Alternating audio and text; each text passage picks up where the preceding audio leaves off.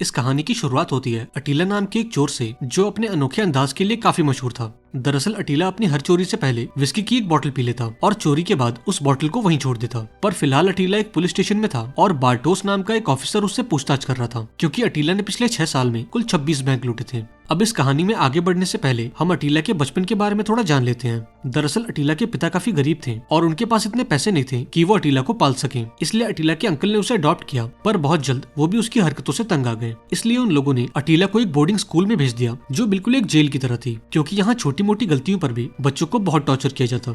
अब कई सालों बाद जब अटीला 20 साल का हुआ तब उसने अपने देश की आर्मी को ज्वाइन कर लिया। अब यहाँ उसे बंदूक चलाने की ट्रेनिंग मिली और फिर उसे एक हाई सिक्योरिटी जेल में एक गार्ड की नौकरी दे दी गई। अब एक रात जब अटीला अपनी ड्यूटी पर था तब 2 कैदी जेल तोड़कर भागने लगे। ये देखकर अटीला ने अपनी बंदूक उठाई, लेकिन वो इन्हें शूट नहीं कर पाया। पर वहीं दूसरे गार्ड्स ने इन दोनों को शूट करके इन्हें मार डाला। ये देखकर अटीला सोच में पड़ गया कि आखिर लोग इतने बेरहम कैसे हो सकते हैं। इसलिए अटीला ने फैसला किया कि अब वो फौज की नौकरी छोड़ देगा और दूर किसी देश में जाकर अपनी एक नई जिंदगी की शुरुआत करेगा।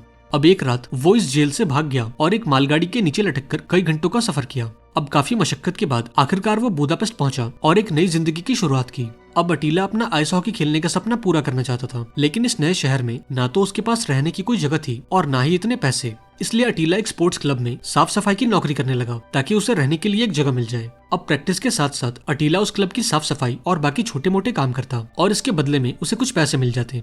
अब ऐसे ही दिन गुजरते गए और बहुत जल्द अटीला टीम के बाकी खिलाड़ियों के साथ घुल मिल गया। अब एक दिन जब ये सभी खिलाड़ी एक बार में थे तब अटीला की नजर एक लड़की पर गई और उसे देखते ही अटीला उसे पसंद कर बैठा। इसलिए उसने थोड़ी हिम्मत की और उस लड़की से बात करने पहुंचा। अब बातचीत के दौरान उसे पता चला कि इस लड़की का नाम केटा है। अब धीरे धीरे इन दोनों की बातें बढ़ने लगी और फिर एक दिन अटीला उसे अपने साथ मूवी दिखाने ले गया, लेकिन यहाँ अटीला के पास इतने पैसे भी नहीं थे कि वो केटा को पॉपकॉर्न दिला सके। अब यहाँ केटा भी उसकी मजबूरी समझ गई और उसने खुद पॉपकॉर्न के पैसे दे दिए। अब ये बात अटीला को काफी बुरी लगी और उसने अपने लिए एक अच्छी सी नौकरी ढूंढने का फैसला किया, लेकिन बुदापेस्ट में नौकरी करने के लिए उसे यहाँ की नागरिकता लेनी होगी। इसलिए अगले दिन अटीला एक इमिग्रेशन ऑफिस पहुंचा जहाँ एक ऑफिसर ने उससे उसका गवर्नमेंट ID कार्ड मांगा। अब चूंकि अटीला अपने देश से भाग कर आया था इसलिए उसके पास कोई ID नहीं थी और बिना ID कार्ड के बुदापेस्ट की नागरिकता मिलना इम्पॉसिबल था। अब ये सुनकर अटीला का दिल टूट गया क्योंकि वो जानता था कि वो अपना आई कार्ड लेने अपने देश वापस नहीं जा सकता। अब अगले दिन जब अटीला अपने साथियों के साथ जिम में था तब उसने जीरो नाम के एक बंदे को पूरी बात बताई। दरअसल जीरो उसका दोस्त है और उसके अंकल इमिग्रेशन ऑफिस में काम करते हैं।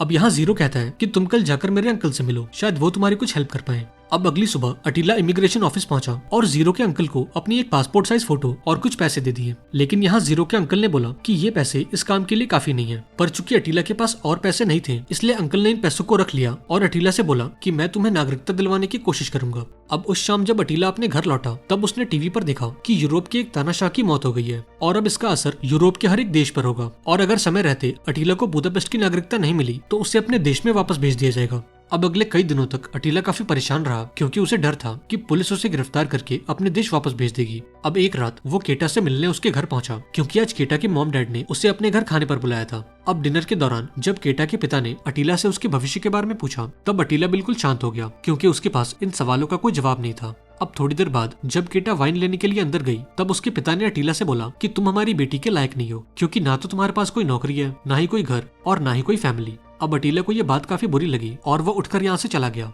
अब थोड़ी देर बाद जब केटा वाइन लेकर वापस आई तो अटीला को यहाँ से गायब देखकर उसका दिल टूट गया। अब कुछ दिनों बाद अटीला किसी काम से एक पोस्ट ऑफिस गया और यहाँ उसने देखा कि इस पोस्ट ऑफिस में एक भी गार्ड मौजूद नहीं है और आज पहली बार अटीला के दिमाग में चोरी करने का ख्याल आया। अब उस शाम अटीला बाजार गया और अपना भेस बदलने के लिए एक नकली बालों वाली विग और एक बंदूक खरीद ली। इसके बाद वो अपने घर गया और खुद को एक ऑफिसर के गेटअप में डालने की कोशिश की। अब चोरी से पहले अटीला को काफी घबराहट हो रही थी इसलिए उसने विस्की की एक बोतल पी ली, लेकिन इसके बावजूद भी जब अटीला पोस्ट ऑफिस पहुंचा तब डर के मारे उसके चेहरे का रंग उतरा हुआ था। अब यहाँ उसने बिना समय गवाए काउंटर के उस पार छलांग मारी और वहाँ मौजूद सभी एम्प्लॉयज को गन पॉइंट पर लेकर उन्हें एक कमरे में बंद कर दिया। इसके बाद उसने सभी पैसों को अपने बैग के अंदर डाला और फौरन यहाँ से भाग गया। अब भागते हुए वो एक सुरंग के अंदर गया और अपने विग, अपने जूते और अपने कपड़े उतार कर फेंक दिए। इसके बाद वो अपने घर पहुंचा और जब उसने अपने बैग को खाली किया तो इतने सारे पैसे देखकर उसे अपनी आंखों पर यकीन नहीं हुआ। अब अगले दिन से अटीला की जिंदगी मानो बदल सी गई और वो इन पैसों से ऐश करने लगा। वो 5 स्टार रेस्टोरेंट्स में खाना खाता, महंगे महंगे क्लब्स में जाता और ब्रांडेड कपड़े पहनता। इसके साथ ही उसने अपने दोस्तों का उधार भी चुका दिया और अपने लिए एक शानदार गाड़ी खरीदी। अब इस गाड़ी को लेकर वो केटा से मिलने पहुंचा जहां केटा ने उससे पूछा कि तुम इतने महीनों से कहां गायब थे। इस पर अटीला ने बोला कि मैं पैसे कमाने की कोशिश कर रहा था ताकि मैं तुम्हारे मॉम डैड से तुम्हारा हाथ मांग सकूं। अब इतना कहने के बाद उसने केटा को एक तोहफा दिया और ये देखकर केटा काफी खुश हुई। अब एक दिन जब अटीला अपनी प्रैक्टिस से बाहर निकला तब उसके आइस हॉकी वाले दोस्त उससे मिलने पहुंचे। अब अटीला की गाड़ी और कपड़े देखकर इन लोगों को समझ नहीं आ रहा था कि आखिर अटीला के पास इतने पैसे आए कहां से। इस पर अटीला ने बताया कि मैंने अपने होम टाउन में कुछ पैसे इन्वेस्ट किए थे और मैंने ये गाड़ी और कपड़े उन्हीं पैसों से लिए हैं। अब ऐसे ही दिन गुजरते गए और वक्त के साथ साथ अटीला की जिंदगी बेहतर होती गई। वो केटा के साथ काफी खुश था और आए दिन उसे महंगे महंगे रेस्टोरेंट्स और बार्स में ले जाता। लेकिन वक्त के साथ साथ अटीला को इस बात का एहसास हुआ कि अब उसके पैसे खत्म हो रहे हैं। अब ये देखकर वो काफी टेंशन में आ गया क्योंकि उसे चोरी के अलावा और कुछ नहीं आता। इसलिए अटीला ने फैसला किया कि इस बार वो एक बड़े पोस्ट ऑफिस पर हाथ मारेगा और भागने के लिए एक मोटर बाइक का इस्तेमाल करेगा। अब प्लान के मुताबिक उसने एक सेकंड हैंड बाइक खरीदी और एक पोस्ट ऑफिस के बाहर चला गया। पर यहाँ उसने ध्यान नहीं दिया कि इस पोस्ट ऑफिस के बाहर एक गार्ड मौजूद है। अब जब अटीला चोरी करके बाहर निकला तब इस गार्ड को उस पर शक हो गया। अब इस गार्ड को देखते ही अटीला काफी डर गया और यहाँ से भागने लगा। लेकिन थोड़ी दूर जाते ही एक गाड़ी ने उसे टक्कर मार दी। पर अटीला ने समय रहते अपनी बाइक उठाई और यहाँ से भागने लगा। लेकिन तमाम कोशिशों के बाद भी इस गार्ड ने उसका पीछा नहीं छोड़ा। अब हार मानकर अटीला उन पैसों के साथ एक नदी में कूद गया और तैरकर यहाँ से बच निकला। लेकिन इस चोरी के बाद अटीला की भूख इतनी बढ़ गई कि उसने लगातार कई बैंक्स लूट लिए क्योंकि वो जानता था कि उसके चुराए हुए पैसे खत्म हो जाएंगे। अब बहुत जल्द अटीला पूरे शहर में मशहूर हो गया और लोग उसे विस्की बैंडिट के नाम से जानने लगे क्योंकि अपनी हर चोरी के बाद अटीला अपने पीछे विस्की की एक बोतल छोड़ जाता। अब ऐसे ही दिन गुजरते गए और अब तक अटीला बैंक्स लूटकर काफी अमीर हो चुका था। अब इन सब के बीच वो केटक को अलग अलग देशों में घुमाने ले गया जहाँ इन दोनों ने खूब मजे किए। अब यहाँ ये कहानी प्रेजेंट टाइम में आती है जब ऑफिसर बाटूस अटीला का पासपोर्ट देख रहा था। अब ये देखकर वो काफी हैरान हो गया क्योंकि अटीला के जैसे चोर अलग अलग देशों में घूम पा रहे थे जबकि उसके जैसे ईमानदार पुलिस वाले आज तक देश के बाहर नहीं गए। अब एक दिन जब अटीला अपनी आइस हॉकी की प्रैक्टिस कर रहा था तब उसकी मुलाकात गाजा नाम की एक लड़के से हुई जो असल में उसके कोच का बेटा था। अब अगले दिन अटीला फिर से एक बैंक में गया और अपने काम को अंजाम देकर बड़ी ही सफाई के साथ यहाँ से गायब हो गया। हालांकि इस बार शहर की पुलिस काफी अलर्ट थी इसलिए उन्होंने पूरे शहर में नाकाबंदी कर दी। अब पुलिस से बचने के लिए अटीला एक बिल्डिंग की छत पर चला गया और मामला ठंडा होने तक उसने यहीं रुकने का फैसला किया। अब बैठे बैठे अटीला को नींद आ गई और जब सुबह उसकी आंख खुली तब वो बड़ी सफाई के साथ इस बिल्डिंग से बाहर आ गया। अब ऐसे ही दिन गुजरते गए और वक्त के साथ साथ अटीला पूरे देश में विस्की बैंडिट के नाम से मशहूर हो गया और बहुत जल्द विस्की बैंडिट पर एक फिल्म भी बन गई। लेकिन किसी को भी ये अंदाजा नहीं था कि अटीला ही वो विस्की बैंडिट है। अब एक दिन जब अटीला अपना मैच खेल रहा था तब उसकी लड़ाई सामने वाली टीम से हो गई और उन लोगों ने अटीला को खूब मारा। अब अटीला का साथी होने के नाते गाजा ने उसकी मदद की और इस लड़ाई को शांत किया। अब ये बात अटीला को बहुत पसंद आई और देखते ही देखते इन दोनों में काफी अच्छी दोस्ती भी हो गई। अब बातों बातों में अटीला ने गाजा को अपने चोरी वाले धंधे के बारे में बता दिया क्योंकि अब उसे गाजा पर यकीन हो चुका था और फिलहाल वो एक बड़ी चोरी की प्लानिंग कर रहा था और इस काम के लिए उसे एक भरोसेमंद साथी की जरूरत थी। अब जब गाजा को यह बात पता लगी कि अटीला ही वो विस्की बैंडिट है तो वो बिना कुछ सोचे अटीला के प्लान में शामिल हो गया। अब कुछ दिनों बाद ये दोनों एक बड़े बैंक को लूटने पहुंचे जहां अटीला ने गाजा को सभी हॉस्टेजेस पर नजर रखने को बोला और खुद बैंक की तिजोरी में जाकर अपने बैग्स में पैसे भरने लगा। अब चोरी के बाद उसने तिजोरी में एक विस्की की बोतल छोड़ दी और गाजा के साथ यहाँ से फरार हो गया। इसके बाद ये दोनों एक बार में पहुंचे और अपनी इस जीत को सेलिब्रेट किया। लेकिन अगले दिन जब अटीला अपने जिम में था तब उसने गाजा को अपने दोस्तों से बात करते हुए देखा। अब यहाँ अटीला को लगा कि शायद गाजा अपने दोस्तों को उस चोरी के बारे में बता रहा है, इसलिए जब ये सभी लोग यहाँ से चले गए तब उसने गाजा से इस बारे में सवाल किया। अब यहाँ गाजा ने उससे बोला कि मैं अपने दोस्तों से एक फिल्म के बारे में बात कर रहा था और मैं इतना पागल नहीं हूँ कि मैं किसी को भी अपनी चोरी के बारे में बताऊं। अब अटीला ने गाजा की बात मान तो ली लेकिन अगले दिन से वो डर के साए में जीने लगा। खैर कुछ दिनों बाद जब ये मामला ठंडा हुआ तो अटीला ने और एक बैंक लूटने का प्लान बनाया। अब प्लान के मुताबिक वो गाजा के साथ इस बैंक में दाखिल हुआ और वहाँ मौजूद लोगों को बंदी बना लिया। पर तभी बैंक का मैनेजर भागता हुआ लॉकर रूम में पहुंचा और खुद को अंदर से बंद कर लिया ताकि ये चोर कम से कम पैसे लूट सके। लेकिन इसके बावजूद भी अटीला और गाजा ने अच्छी खासी रकम चुरा ली थी। इधर बैंक के बाहर मौजूद कुछ मजदूरों ने इन दोनों को देख लिया और जैसे ये दोनों बैंक से बाहर निकले इन मजदूरों ने उन पर हल्ला बोल दिया। अब ये देखकर अटीला ने जमीन पर गोली चलाई और इस भगदड़ का फायदा उठाकर ये दोनों अलग अलग दिशा में भाग निकले। इधर अटीला एक बंदे की गाड़ी चुराकर यहाँ से भागने लगा लेकिन तभी यहाँ पर पुलिस आ गई और उसकी गाड़ी का पीछा करने लगी। अब इस भगदड़ के बीच अटीला की गाड़ी का एक्सीडेंट हो गया लेकिन इसके बावजूद भी वो जैसे तैसे करके यहाँ से निकल गया। इसके बाद वो अपने घर पहुंचा और अपनी बॉडी से कांच के टुकड़े निकाले। अब इसी बीच केटा उससे मिलने पहुंची पर अटीला की ऐसी हालत देखकर वो हैरान हो गई। यहाँ केटा ने पैसों से भरा एक बैग भी देखा और बिना कुछ बोले यहाँ से चली गई क्योंकि अब वो समझ चुकी थी कि अटीला ही वो विस्की बैंडिट है।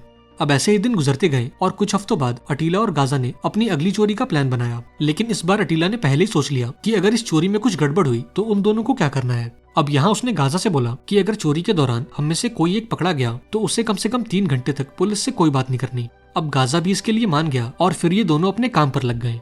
अब कुछ दिनों बाद ये दोनों शहर के सबसे बड़े बैंक में पहुंचे जहां गाजा ने सभी लोगों को बंदी बनाया और अटीला तिजोरी में जाकर पैसे चुराने लगा। लेकिन थोड़ी देर बाद जब ये काम खत्म करके यहाँ से जाने लगे तब इन दोनों ने देखा कि पुलिस ने इन्हें चारों तरफ से घेर लिया है। अब यहाँ पुलिस ने भी इन दोनों का पीछा किया और थोड़ी देर बाद इन लोगों ने गाजा को पकड़ लिया, लेकिन खुशकिस्मती से अटीला पैसे लेकर यहाँ से भागने में कामयाब हो गया।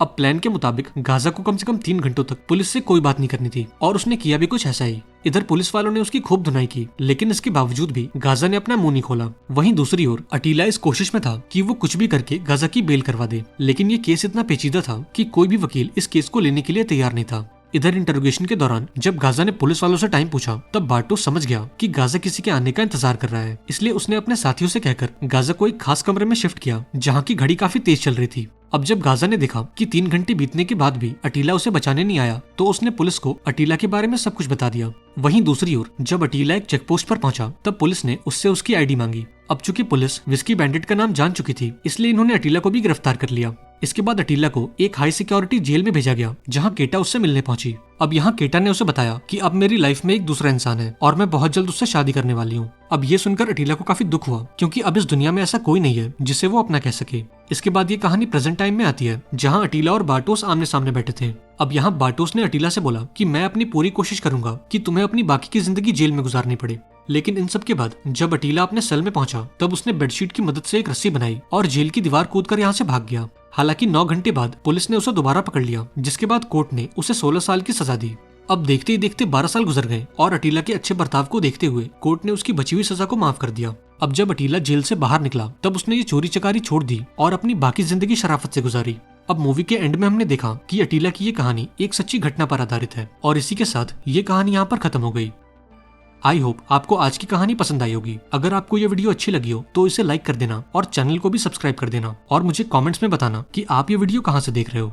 और हाँ, अगर आप ये वीडियो नए साल में देख रहे हो तो आपको और आपकी फैमिली को मेरी तरफ से हैप्पी न्यू ईयर। मैं आपसे जल्द मिलूंगा एक और नई वीडियो के साथ, पर तब तक के लिए be safe and keep chilling.